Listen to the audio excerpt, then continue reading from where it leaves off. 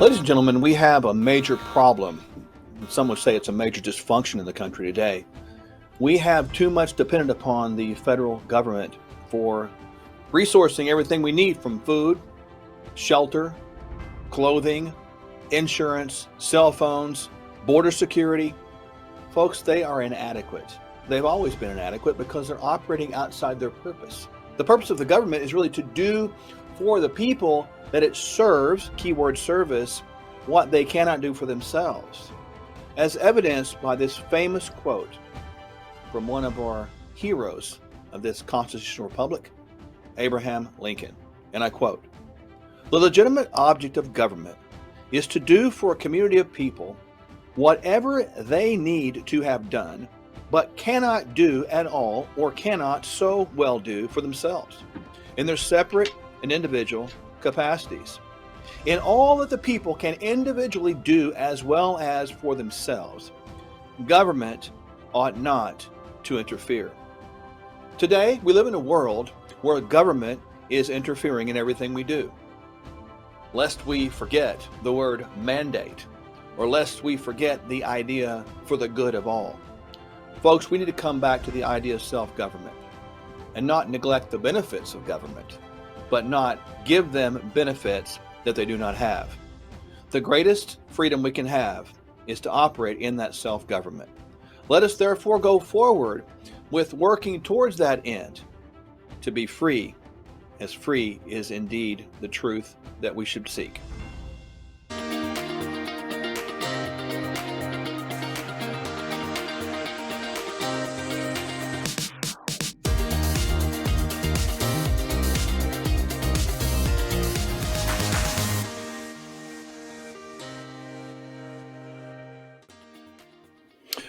Welcome, everyone, to our show, Furthermore, where you're going to find education, motivation, and inspiration. I'm Dr. Mark. And I'm Dr. Michelle, and we are here to push you and encourage you to go a little further in all aspects of your life and to do more and become more than you ever thought possible. So education is the key, and information is king, but wisdom, as we always say, is supreme. So prepare yourself for the latest news and hottest headlines. Truth bombs, amazing guests, relevant and impactful information, and life-changing plans. You are being prepared for the best days of your life. So, you know what we say, buckle those seatbelts and put those tray tables in the upright position and prepare for the best journey of your life. Right here, right now, on Furthermore.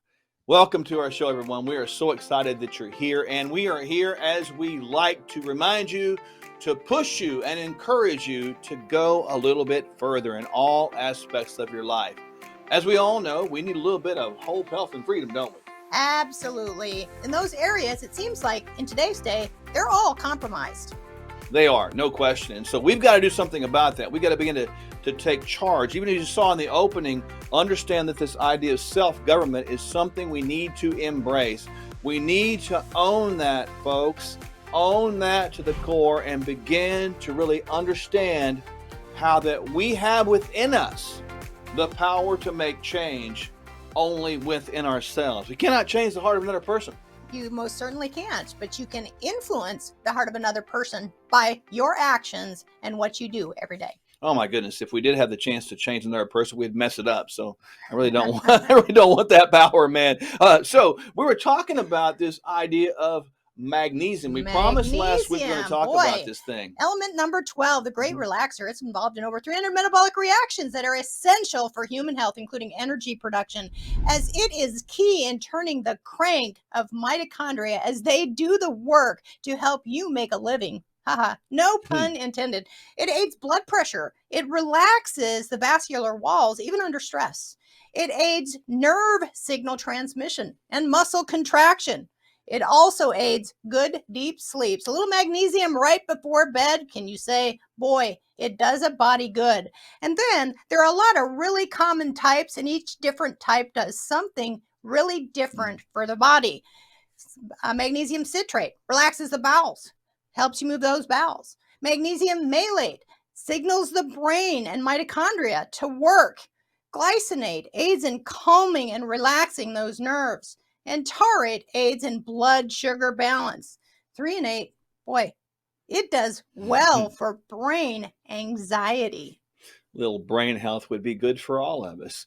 The bottom line is with magnesium is we used to check that. We found out that it was always deficient. And by the way, when you're checking blood, like whole blood for magnesium, that's not really a relevant test. You really need to check intracellular magnesium and you'll find out really how short you are. But we see this all the time. People are deficient in magnesium, aren't they? They certainly are. And there are a lot of really great healthy foods that are very high in magnesium. The top 5 foods that are high in magnesium are as follows. Number 1, nuts, walnuts, cashews, even peanuts, avocados, very high in magnesium.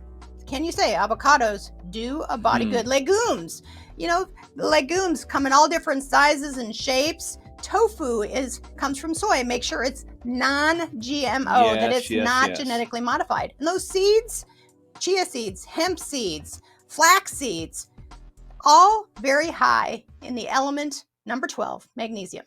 With the seeds, also make sure they're not roasted in seed oil. When they heat that seed oil up, that can be very toxic and damaging and even oxidizing for your system. People ask, well, how much magnesium do you need? There's a lot of it out there. But the bottom line is, when you think about this, there's more on this, the benefits of magnesium. We're going to go to video after this, but don't forget, after the break, after this video, we're going to talk to Kirk Elliott. He's going to give us a little bit of history lesson. You don't want to miss that. Stay with us. Magnesium is an essential nutrient as it is a key chemical ingredient for over 350 bodily processes and reactions.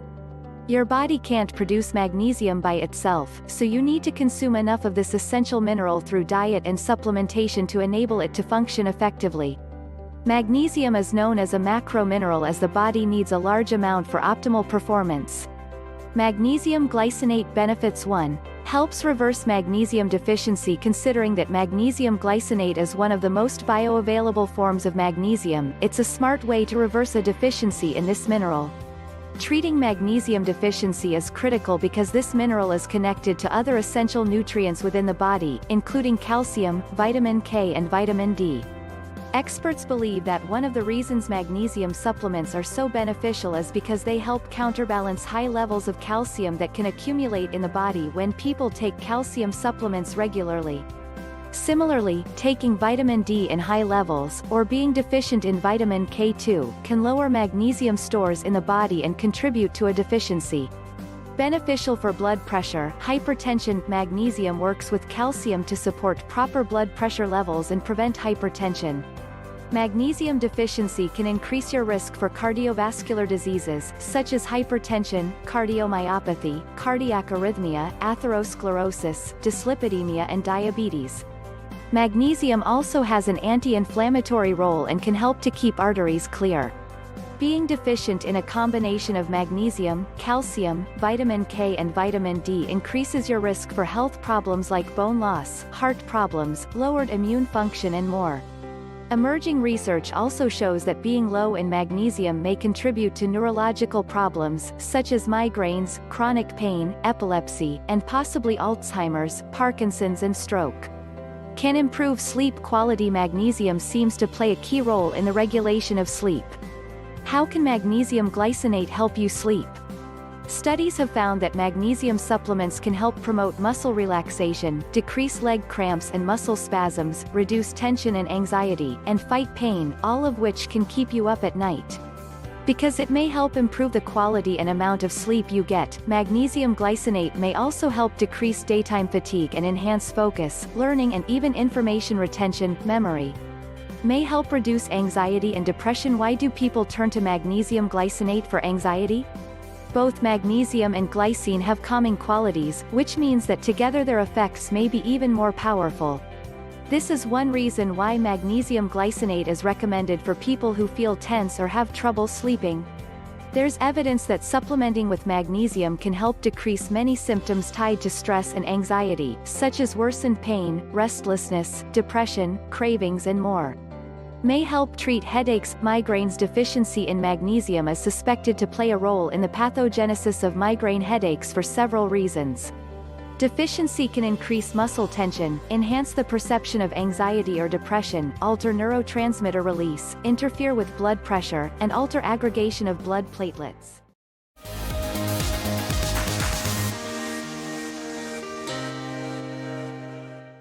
Well, that's like a marriage made in hell, isn't it? You know, like I look at the Food and Drug Administration and think, what do they have in common? You know, Hippocrates, did he say, let drugs be thy medicine, or what did he say? He said, let food be thy medicine, and let medicine be thy food. Oh my gosh. So therefore, the most important medical decision that you make every single day is at the end of your fork. We call it fork curls.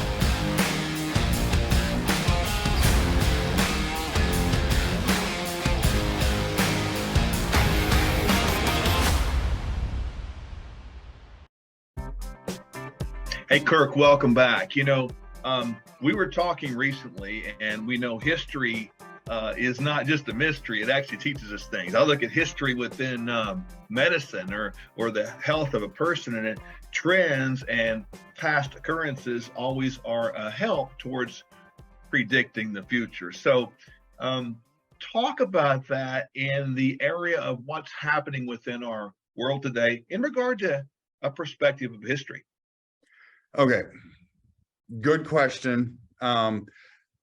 Most of the viewers here are familiar with the Roman Empire, you know, and how they fell and how they collapsed, and Rome didn't collapse. The Roman Empire didn't collapse because of an external force. They collapsed from within, right? It was a loss of soul. It was a loss of character. Of the country, and that started to erode things and make them do bad decisions, right? So got to ask you a question, Mark. Have you ever heard of a guy named Clodius? You know, I actually have. I don't remember much about the name, but I have heard the name. Okay, so you're better than 99.999% of people. Most people have never heard of the guy. Yeah.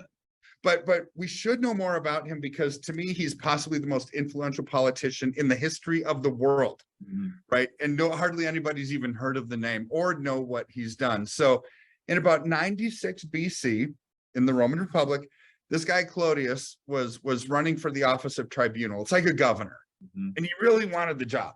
So he came up with this scheme that's still basically followed to date, over 2,000 years later, right? Well, what is it? If it's still followed, it must be a really good thing, or it must be a really bad thing, right? Well, that's what it is. So basically, he said, "Hey, everybody, I want this job. I'm going to give you free grain if you vote for me," right? So he was giving them free food. Fast forward to today, a couple thousand years later, you know, free health phone, free health care, or free cell phone, free health care, free whatever, right?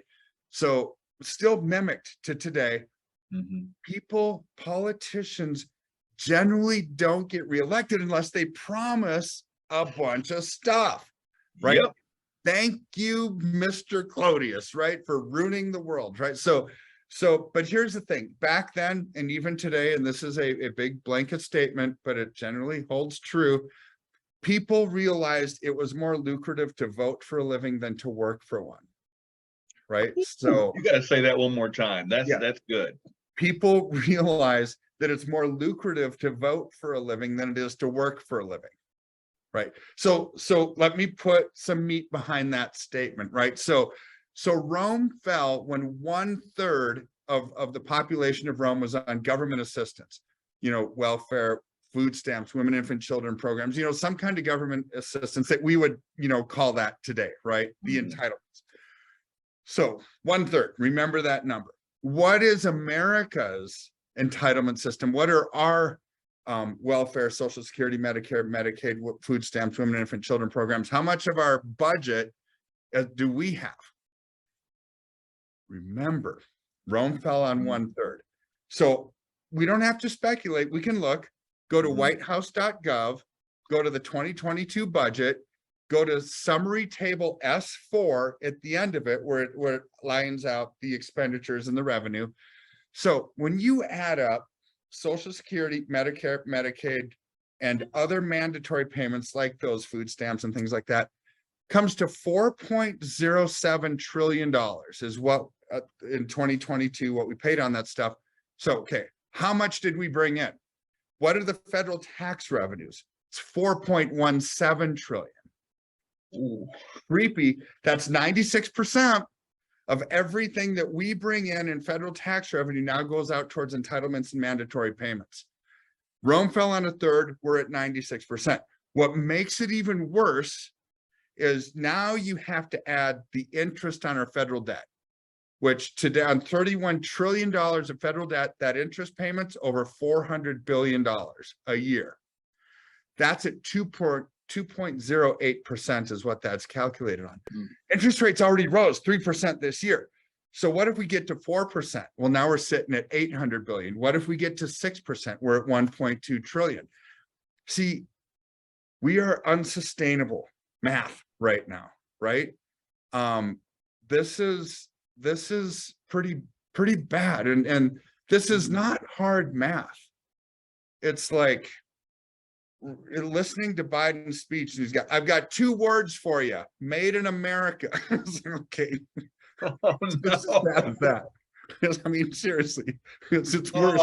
But because this affects every one of our lives, right? So as interest rates continue to rise, all your viewers will understand if they were around in the early 80s, interest rates on a 30-year mortgage are 18%. We're at 2% right now, and we've gone up 3% already just this year. So that interest payment on the federal debt, if we get to 18%, 100% of everything that we bring in just goes towards interest payments. Well, what about the welfare? What about all this? See, people have realized, like in Claudius times, it is more lucrative to vote for a living than to work for one, because they won't vote that politician in, and politicians have figured that out. So this is the problem that we have. Things need to reset.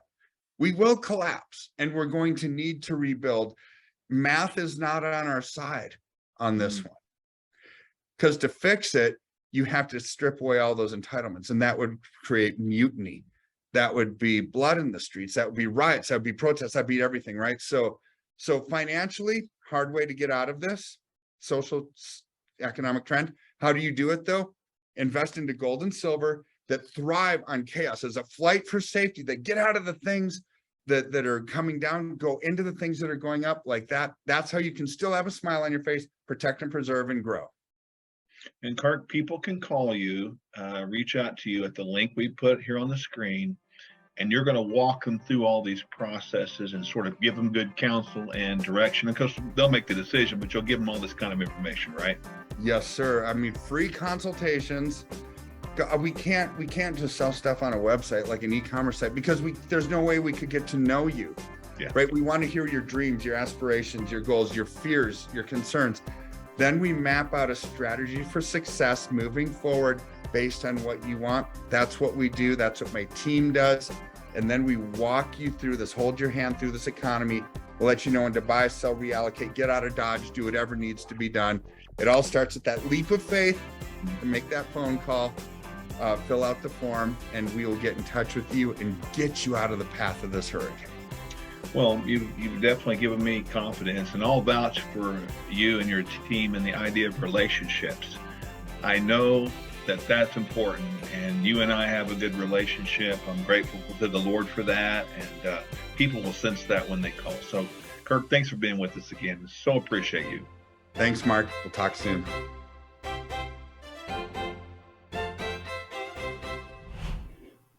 How about that? A little history lesson on Claudius, who made promises to get votes. Does this sound kind of familiar today, doesn't it? Boy, that sounds a little bit upside down to me, and very similar to what we're experiencing in reality today. Kirk Elliott, we just enjoy him every single time. We want you to stay with us, however, while we take this commercial break. You're not going to want to miss what we have coming up next when we talk about the proper order of authority. Stay tuned. We'll be right back.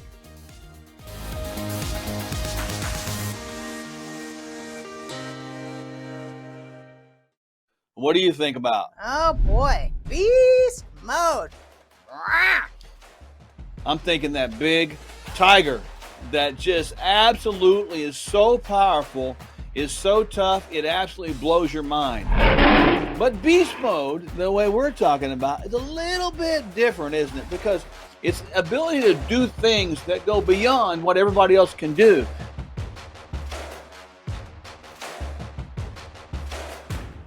This is not something that is a Mark idea and a Michelle idea. This is a God idea. This thing right here has a 2-year shelf life. When we think about the problems we have in America with our food supply, what are we going to eat? What are we going to do? Stock up on something that's going to help you. This is organic pea protein, greens and reds, fibers, and multivitamins and minerals. It will stay good for 2 years. How many have wondered what you're going to eat if things go south? Kingdom Fuel right here. Did you know that there is indeed a proper order of authority? Well, if that's true, then we should also presume that there's an improper order of authority. So we wanted to really take a moment to really go over this with you step by step by step, one order of authority at a time. And it's really, really important. So I want you to pay close attention to this. First of all, when we talk about the order of authority, there's the issue of God. That is number one. If we can't get the order of God as number one, everything else behind the order will be out of order. So God has to be number one. And right behind God is his greatest creation. That would be man. So when we talk about mankind, God made man in his own image. Because of that, he said it was good. So it's God, man, and then society. So we cannot value society or what society wants over God and what he wants from mankind. So it's God, man, society, and finally, government. When we talk about government, government is not above mankind, nor is it above God, nor is it above society. No, it's the footstool of all. And let us understand that mankind in himself really is the governors of the government. And so if we get this proper authority right, sweetheart, things can change in our world. But if we get the proper authority wrong, things will never change in our world. No, and we have to remember that God, the creator and the ruler of the universe and the source of all moral authority, is the supreme being from which all things come or originate. That's no question. And we look at God in that light, things begin to change. He is the supreme being. He's the supreme king. He's the author and creator and finisher of the universe. And he created man and woman, biological male and female, have to come together to create this thing called a human being so that we can have human relationship. On this earth, we will always fall short unless we look to God as the supreme being and author of our morality. Why did God create man and woman? He created man and woman so that he could have. So God made man to have relationship with him, and we messed up the relationship in the Garden of Eden. So if you think about it, God's design is to primarily fellowship with man because he created man for his sheer enjoyment and his sheer purpose, not ours, but God's. But after mankind, now we have this idea of society. And men and women come together, we aggregate, live together in a more or less ordered type of community called society. With society, we find a group of people that live together to have different values they share, values they don't share, but to work together within the community to deal with problems. And the beauty of the community is we can disagree and we can agree and we can work the problems out together because we still understand that it's God, man, and then society. If society keeps that order in perspective, we will not have the troubles we have. Now, as we progress down this chain of authority, we find government here. This is where it really has gotten all messed up. Well, and government was put in place to help kind of govern the society when things can get out of control. It's a governing authority of sorts. However, when tyranny in the governmental bodies becomes law, rebellion is then our duty. What is tyranny? Tyranny is when mankind fears the government more than they fear God. And speaking of fear, which is great, Wow. we know that fear is absolutely crushing to society. It sure is. It's that false evidence appearing real in our lives. Stay tuned. We can't wait to see you next time on FurtherMore.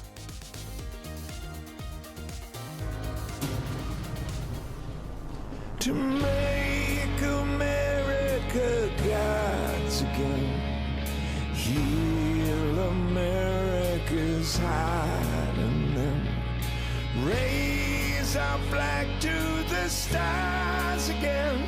God bless the U.S. Amen. Make America God's again. Heal America's heart, and then brothers, sisters, and our children.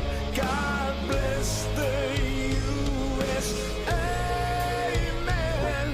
Shake America, wake America, make America God's again.